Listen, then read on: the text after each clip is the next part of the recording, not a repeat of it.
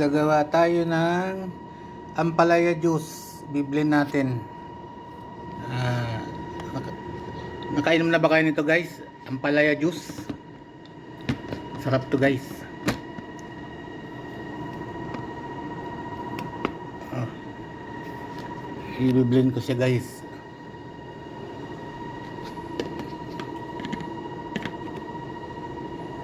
Yun guys ha. Panoorin nyo guys. Ampalaya juice.